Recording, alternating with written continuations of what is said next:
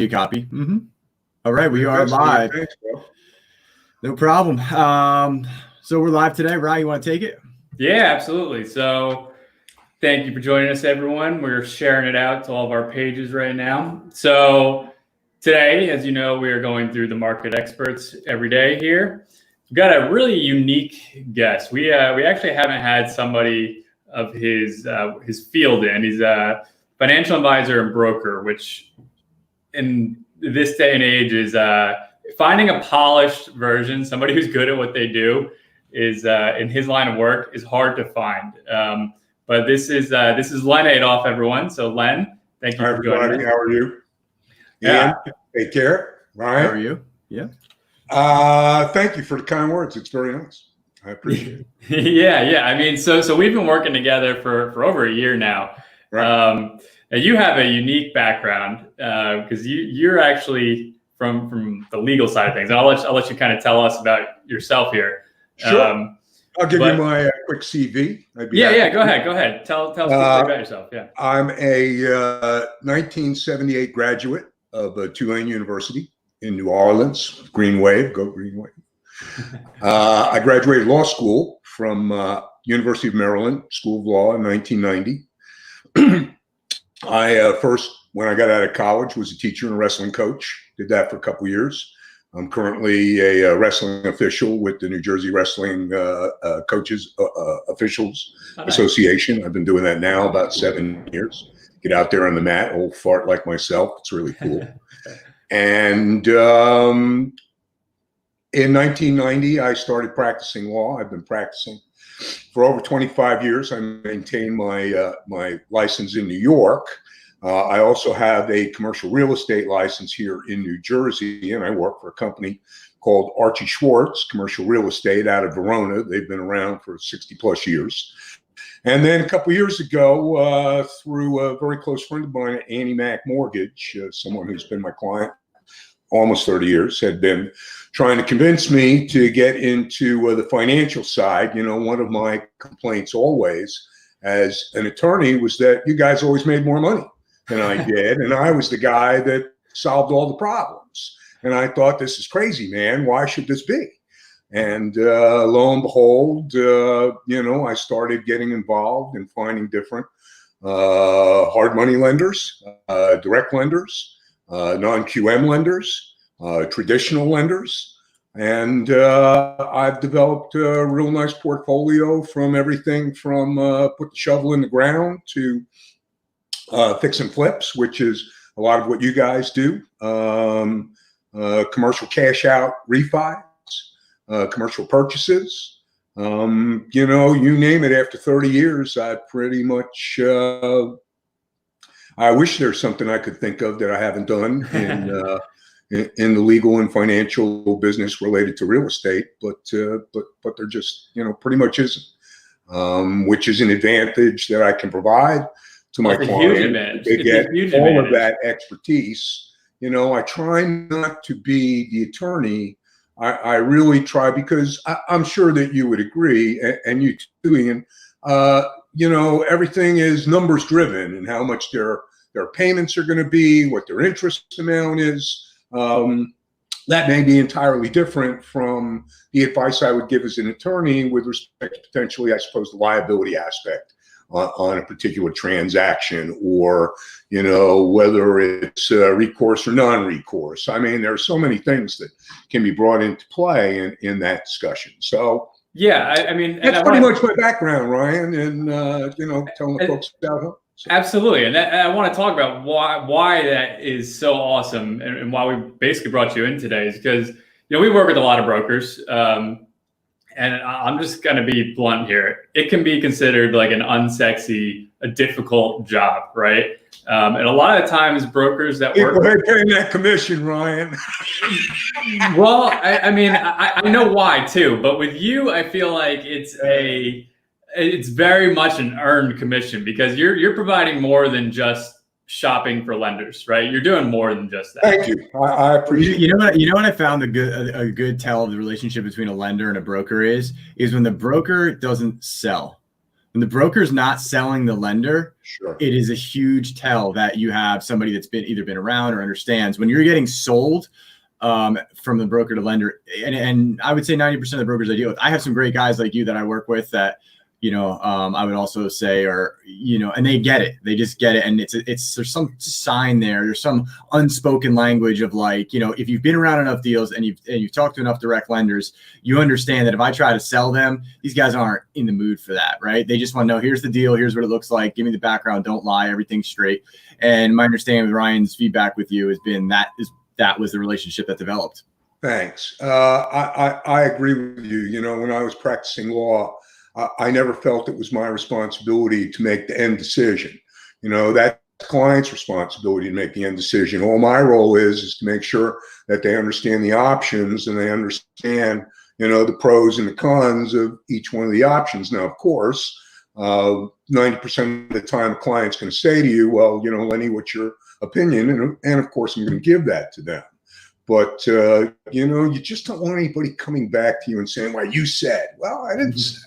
I said that, here's the positives, here's the negatives. If it was me, this is what I do. Does that ensure or guarantee? No. I would love to say I'm right 100% of the time, but, I'm right most of the time. Every now and then you make a bad value judgment or, make a wrong decision. But I try not to. You were talking about in the law, when we talk about settlements, in the same vein as what you were saying, the best settlement is the one where both clients are unhappy. The guy who sued for $100, he's only getting $50. He's pissed.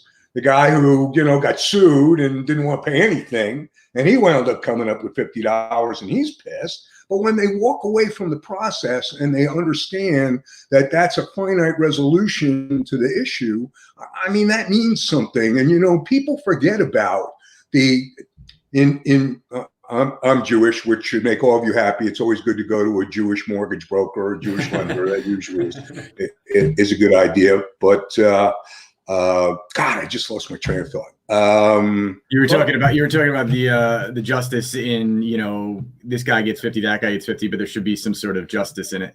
Yeah, I think that you try to make people understand that there's what we would call a surus, T-S-O-U-R-I-S, surus, which in Yiddish is aggravation. There's an aggravation factor to everything that you do. And I firmly believe that, and I used to tell every client who wants to get into a litigation, you have to understand that you go home with the issue, that you live with the issue, that you deal with the issue every day.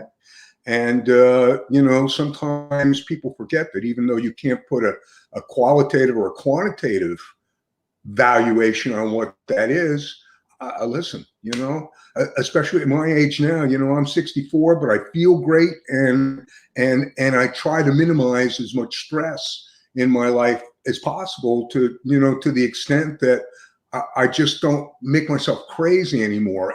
And listen, I was a lawyer, like I said, for almost 30 years, talk about competition. I've always wrestling. I hate to lose, but again, as you get older, you kind of balance that out and realize that, winning sometimes is losing. So anyway. Yeah, depends what the cost was. Yeah, absolutely.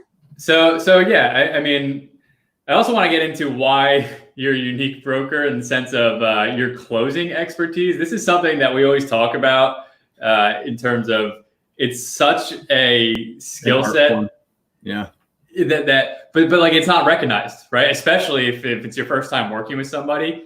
Nobody can appreciate it. But with you are guiding your clients alongside with it, because we like to consider ourselves closing experts. We think that's a service you get with us that you don't. Sure. We don't really. You guys are the best, man. I got to tell you, I don't know that I'm supposed to put in a plug for the Hard Money Banker guys, but we won't say no. Ryan is terrific, and Ryan's always responsive. And Ryan went out to meet some of the clients, and they had direct relationships. And I think when sometimes you're dealing with hard money, there's this misconception that you got, the guy in the street corner, who works in the mob, who's looking for 25% right. interest and is ready to whack you across the head if you don't pay on time.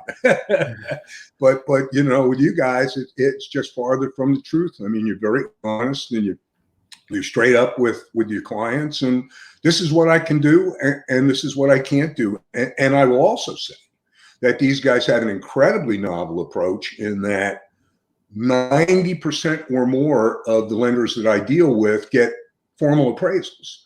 I mean, you guys make your own decisions and you guys know the marketplace, and you guys can usually legitimately explain to a potential client, why you're doing what you're doing and why the number comes out the way it is. And that's all you can do. And if the client understands it, and I think that that's something that I find in you guys that I don't find in a lot of guys who are out there in the market. And I appreciate, to reciprocate there, I appreciate that you take that feedback, and sometimes you're like, let me handle it because I don't think I want to word it that way. But you understand the game, and that's what makes it unique. Well, I'll say this, and you were asking me about closing. Closing never happens in the time that it's supposed to happen. That's Murphy's Law. It just doesn't. Whether you got a title company issue, whether somebody doesn't get a discharge back to you, whether there's always something. And I know that you guys try as hard as you possibly can to keep your words by saying that the expectation is, you definitely will qualify in a day to 3 days, which is truly quite remarkable, but sometimes it's out of your control as to how the closing goes. And sometimes there is a title issue. Sometimes you can't get a mortgage payoff from a lender. You could come up with a dozen reasons why. The fact that that stuff is what makes your expertise as a broker 100-fold. Most people don't. And I think that the client sometimes is so quick because they rely on the representation that you made that this is what A, B, and C is going to happen. Well, in this time frame, I know honest enough that it's unlikely that that's going to happen. It's unlikely that that's going to happen. And the better you can prepare your client to understand, I don't know about you guys, but certainly in dealing with, PPP, certainly in dealing with the government, nothing happened in the time frame that that's actually what I'd like to get to in a question for you, Len. So our world, as kind of pronounced as we are in social media and so forth, we specifically do one kind of lending. So a lot of times we get phone calls for hey, can you do this owner occupied house? Nope, can't do it. Can we do this business loan? Nope, can't do it. I don't know anything about it. That's why. So when I deal with really, brokers that I have a lot of respect for and so forth, I actually am more curious to ask them what's going on in the rest of the world, in the lending world, because you guys have a way better tune of that than I do, right? Well, let me tell you something. It's I see it. Let's start with my commercial real estate. Sure. 2 days before, let's go to Commercial Loan Squared. 2 days before all of this insanity started towards the end of March, I had 2 loans ready to close. That on that Friday, we had the title company, everybody was ready to go, and the lender put both loans on hold. Non-QM, non-qualified mortgage loans. And for those of you out there who don't know what non-qualified mortgage loan is, that's a loan that's not a traditional loan, that's not backed by the federal government. And an investor such as Ryan and Ian would step in and they would call that non-QM or non-qualified mortgage. The big guys are all on hold. Even those loans that we're prepared to close, we still have not gotten a definitive answer as to whether or not they're going to do non-QM, and they will. Just like you guys are still in business, they're going to go back into business, and I happen to believe that it's going to come back, gangbusters, in my opinion. I have a pretty strong opinion as to why or why. I think what you're going to see is going to be the QM world is going to be more traditional hard money lending. So, 2007 or no, not 2007. Sorry, post 2007. So your post crash, right after the crash, that kind of money will be around. So they'll come back. People will come back, but it's gonna be a while, I think, before you start seeing 500 credit scores getting through the loops again. But the Absolutely. money will be available. Yeah. No, and that's what I was going to say. The LTVs have changed and have been reduced. Yeah. The interest rates are all pretty much the same because I mean we're almost at zero. We're certainly at zero. The prime, but I mean, I think that you're right. You're just going to see things more restricted. For example, the loan that I was doing was set up for a 75 LTV. I'm afraid that the lender is going to drop the LTV to 65, and she's not going to be able to close because she doesn't have the difference that she would need, which is why we need it. So I think that's an example of where a reduction in the LTV to someone who was supposed to get financing, pre-pandemic, is more than likely to not be able to get that financing, at least preliminarily. At least preliminarily. Yeah, so, I'd say we're seeing the same thing in the sense of cash is kind of king. You hear that phrase, cash is king. You do. Yeah. It became kind of dwindled because cash wasn't king for the last, 5 years. Right. But right now, the deals that are able to move for those instances when they do drop the LTV are people who had those extra reserves. So, I mean, Ryan, it's still other people's money. I don't care what you say. I can always advise. Yeah, it's always better to use somebody else's money than to use your own and to factor that into the cost of whatever the work product requires to be. And what's interesting that I'm seeing, and it kind of involves you guys a little bit, where I'm seeing guys who are rehabbers who got stuck in the middle of projects. And now we're looking to try and find the back end financing to complete the projects and are having a really tough time, because I know you have come to me and have made yourself available on a couple of different occasions to fund a project in the middle, but I'm sure your criteria in deciding to do that is much more significant than it would be if you had gotten involved in the project from the jump street. Yeah, it's exactly what we're seeing, especially projects that are early in, right, where they got those insane loans basically, where they put like no money down, the loan size is already 80% LTV. It's like, I want to help you, but I'm not going to be able to cover what your current loan is. Sure. So, and I think also what I was saying before at some point is that you're finding the clients are much more hesitant at the moment to pull the trigger.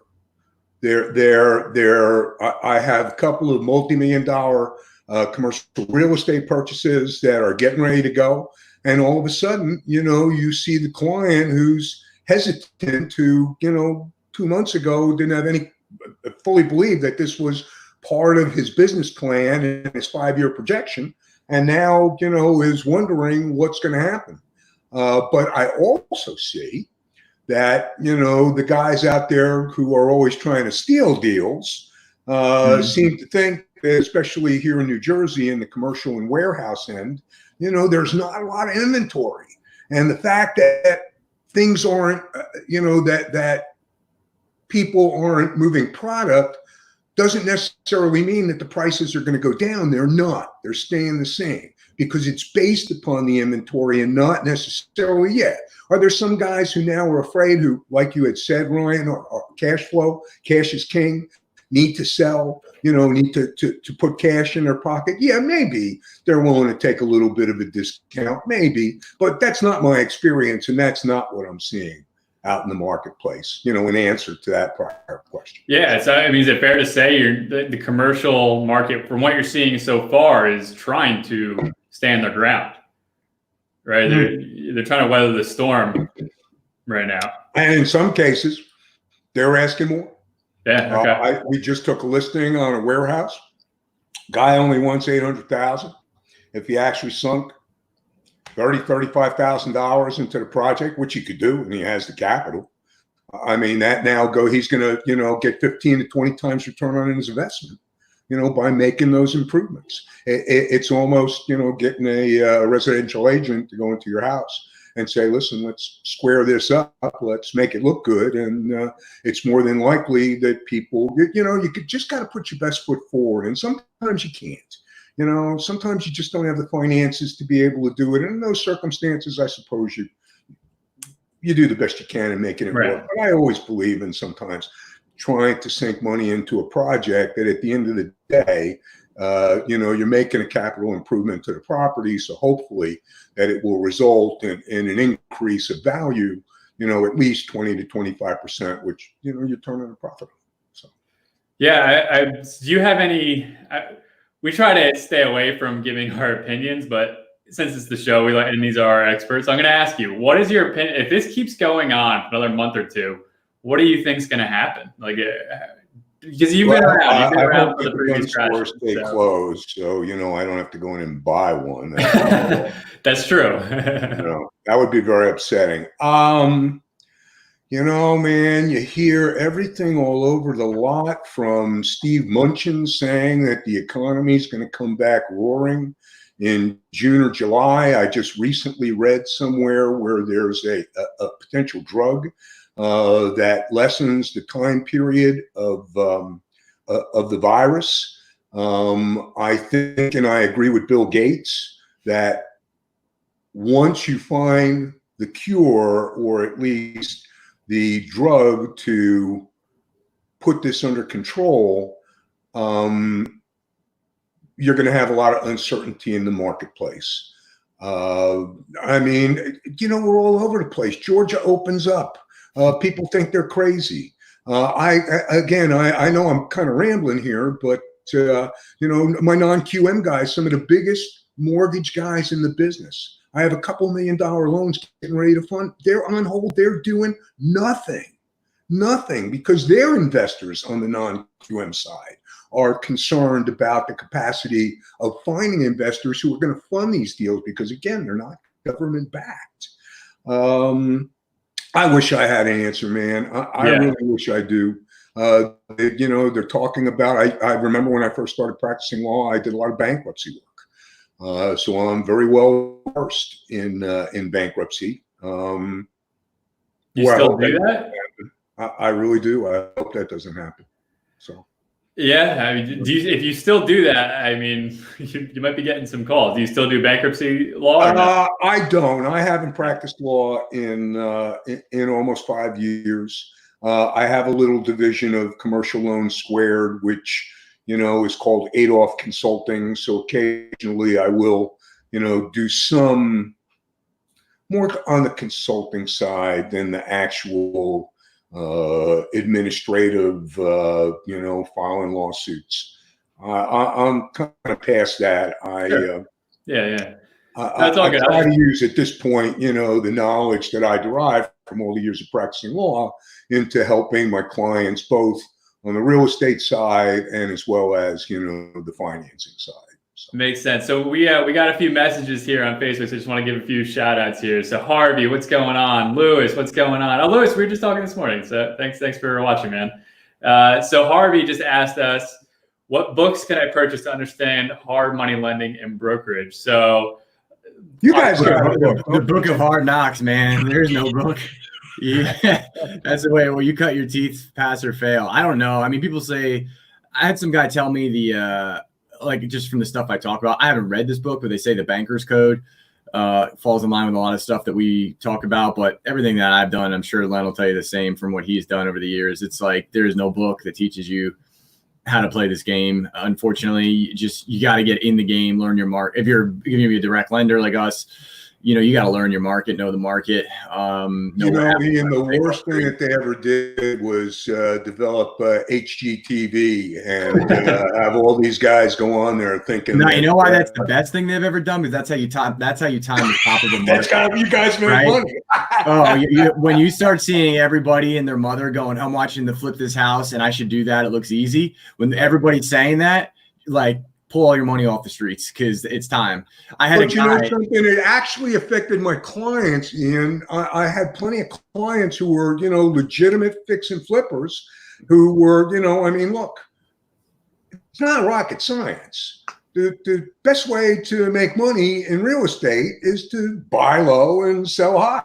So there's only one way: just buy low, and that's it. Yeah, buy Everybody gets low. I mean, you're That's ensuring your profit, and you're ensuring, Yep. that you're not going to get beat on a deal. And those deals, when you've got 20 people negotiating for one property versus two, I mean, there's no. Yeah, you know what it is, and you probably saw it with a lot of your clients, especially your bigger players, right? They're like, I got this guy coming out of state with an IRA from California that has no idea how to do a deal, and he's buying this thing at 40 grand over asking price.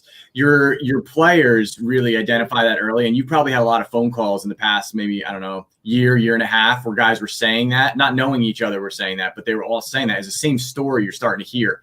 That's just pressure building up on a market that's about to collapse. Absolutely. And more importantly, most of these guys wouldn't know how to do an appraisal or a comparative if you slapped them in the face. Nah. So when they come to you and they say, oh, well, the property's worth 170. Well, how the hell do you know that it's worth Zillow, right? Everybody says Zillow. Like, Zillow, man. Yeah. So, all right. So we didn't what you guys do, and you guys kind of take that out of the client's hands, because you go out and you make your own. Oh yeah, no, I mean, I know what the only reason value is, and even if it's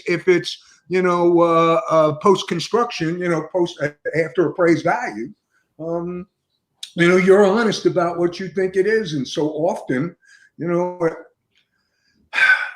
unfortunately, the real estate business is people blowing them up, a lot of smoke, of people, and you just have to be judicious and make the best decisions that you can, and that really comes from doing your due diligence. And yeah, I mean, our whole game is that you can legitimately say, this is what it is, and I have confidence that it's going to work in this way. Then you pull the trigger. It doesn't always guarantee it's going to work out, but that's why they call it. Well, it's not gambling. Well, I guess in a sense, it's a hedge bet. I mean, it's what it is. That's what we do every day. We and that's why knowing your market, knowing how to count cards is so important. You never sit down at a table and play blackjack without an edge, right? Like that's a. Oh, I'm sure you got all your spreadsheets and everything set up, fellas, and you know exactly what you're doing. I have no doubt. I know. Yeah, we look at it. I mean, I live and die by this. I was just talking to somebody this morning in our world. You protect the money first and you make the money second. So like the byproduct of protecting the money at hand is making money. Whereas it's funny you say that, because I say that to clients a lot of times. The lender doesn't care about their profit. They just want to get their money back. That's right. Because anything they do after that is all gravy. Yeah, profit takes care of itself. That'll be there. Right. But if you go out and you get risky and you go, I want to make this much on this deal, that mindset will, and it doesn't just go for lenders. It actually goes, flippers should be thinking that way. Landlords should be thinking that way. It's like, how much can I lose here? Right. You can only lose 100% one time, but you can make 1,000%, 2,000%, whatever it is. But don't wipe yourself out of the game. A lot of people right now are being wiped out as we speak due to this turn. Like, it's unfortunate, but they took risks they shouldn't have taken. And it's not like a point a finger at them. It's just like, learn that lesson. And when you come back stronger for it. Well, I suppose instead of hard money bankers, you could say hard money lessons. Hard money lessons I had to learn to turn into hard money bankers, man. Like I didn't. I'm sure you guys took the lumps when you first got into the business too, fellas. Yeah, I mean, for sure. The longer you do something, the better you are at setting the parameters and the procedures of what you're willing to do and what you're not willing to do. And you guys are very good at it. I mean, you're pretty good at staying within. And there's a double-edged sword to that. Certainly not from your side of the financing, but from the guy like myself who's trying to get the financing. Some of the frustration oftentimes is, if you don't fall into that box, you can't get the money. And you have to be creative enough to be able to say, okay, it's not exactly in that box. Maybe he doesn't have a 700 credit score. Maybe his credit score is 685. Maybe, we need to go out and get another appraisal. I'm just looking at it from my point of view, that sometimes sometimes if I come to you and and Ryan and I have done this, where Ryan says, listen, we're ready to put this, we're going to put this up, and I'll send him back an email. I'll say, come on, Ryan, here's this, here's that. Can we come? Well, maybe we can come. I did my best. I went to Ian. I begged him. Didn't quite work out. But again, I think that all this speaks to is that there's money out there. There are people who are willing to make these deals. You have to be judicious in how you do it. But I think at the end of the day, if this is what you want to do, and I'll say one last thing about it, and you guys look at this as well too, experience matters. And you're much more willing to lend to a guy who can show an established fix and flip history than you are for somebody who's just knocking on the door for the first time and says, hey, I want to get involved. There's something to be said for that. Yeah, I mean, you got to start. So the first deal is always the hardest. That's what I say. It's always the hardest, but it can be done. But I mean, maybe you got to go out to these real estate meetings, get a mentor. There's tons of things like that you can do to get started. Absolutely. Do a joint project with somebody, and even if you're not going to make the same amount of money, and even only if you make half the money, now when I call Ryan and Ian up and I say, listen, fellas, this guy's already done a deal.